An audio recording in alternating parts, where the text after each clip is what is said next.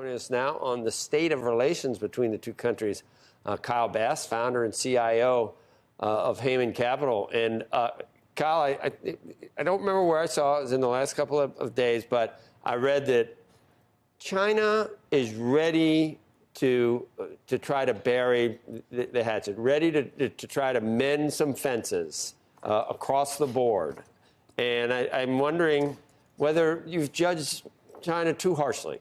And maybe this is a country that we can work with. We have to work with. And I'm somewhat being tongue-in-cheek, but to some extent, if they were to make some concessions and truly appear to soften some of the things that you have a problem with, would that ever work for you, Kyle, or is it just a way to lull us into a false sense of security and continue along this path, which you think is so scary?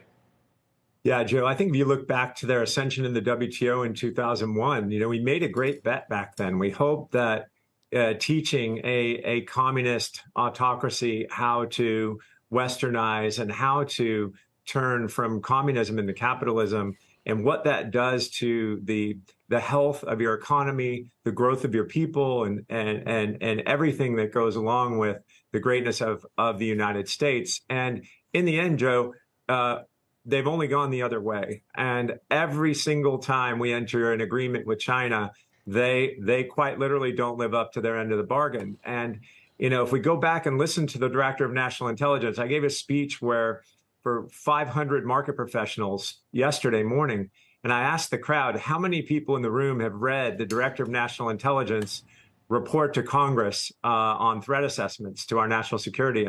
And quite literally not one hand went up. So I think, again, this gap between our understanding of the enemy on Wall Street and our understanding the enemy from a military and intelligence perspective are two different understandings. And so, we're inviting Xi Jinping to San Francisco, where there are actually more Chinese flags that fly every day than American flags in San Francisco. I took a video there a couple of years ago with Carson Block and I actually couldn't believe my eyes. So I'm not sure what these people are proud of. Are they proud of a country that engages in ethnic and cultural genocide? Are they proud of a country that suppresses basic human rights for the greatness of the party? I mean, I don't understand why we are inviting this man to the United States after 5 cabinet level visits of American cabinet members to China when there was no key deliverable or no key takeaway from those 5 meetings other than to have more meetings.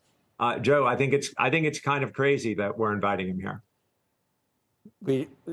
Journal piece today, deflation is returned to China. Did we have a higher GDP print than China? When's the last time that happened? So maybe do you think China's back on its heels a little bit, and this is like just kind of a respite from their how do you say hegemonistic? I guess you say it like that.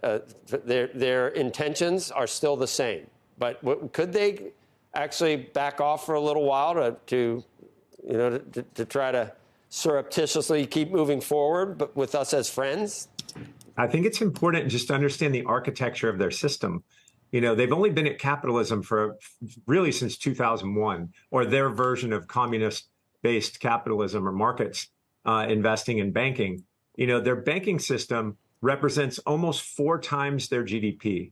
The U.S., we're at 1 times. Going into the crisis of 2008, we're at 1 times. They are infinitely more leveraged than we are, and they're infinitely more leveraged to their own real estate markets, which are down 25 to 40%, depending upon tier 1, tier 2, or tier 3 cities.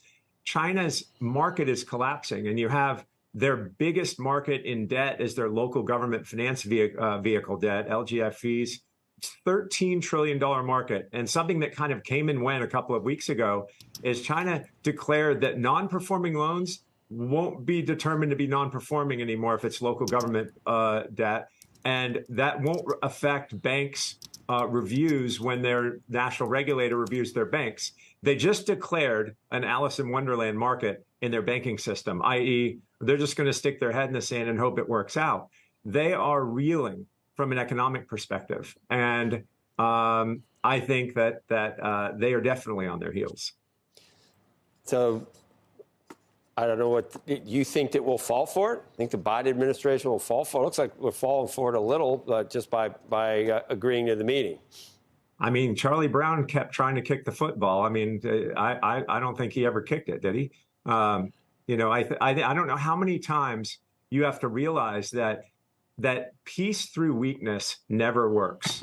We were begging and groveling for meetings. They refused to give us a military-to-military line. I think the key takeaway, the key hope of the Biden administration is that we'll actually install a military-to-military line.